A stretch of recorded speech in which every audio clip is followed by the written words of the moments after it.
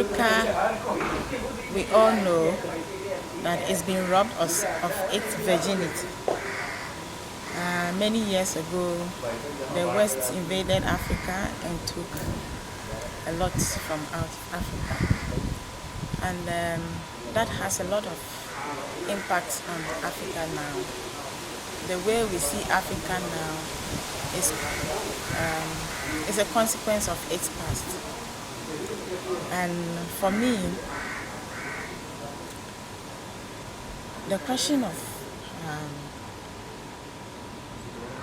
African identity is something we need to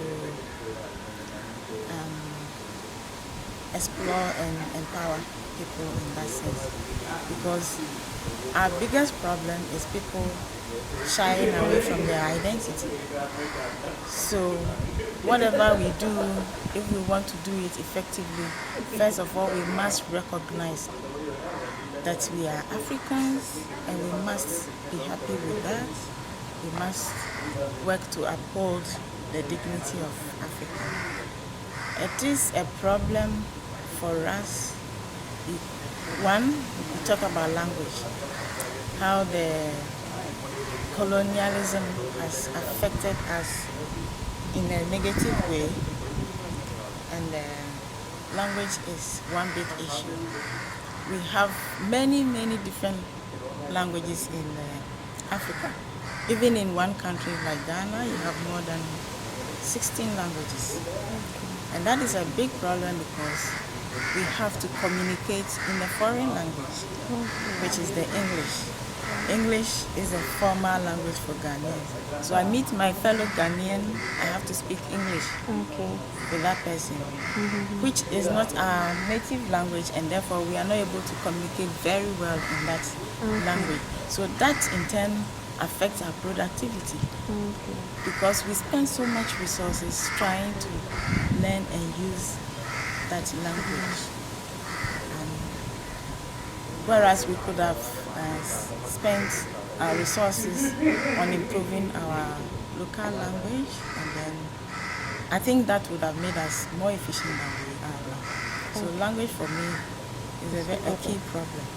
Now I come to politics. We blame our leadership always about the way they handle or manage the economy. But that is not all. There is a reason for that. I'm not justifying for their mismanagement, but the reason why you find this problem in every country in Africa is because of this invasion. This colonial domination has taken a lot from Africans. It has changed the way we would have done our thing. We do our things. Now we do everything according to the Western style.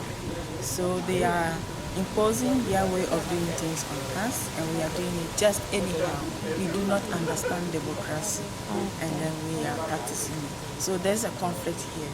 When I came to Europe for the first time to do my studies, I've been a great militant working with many student associations and the unions in France.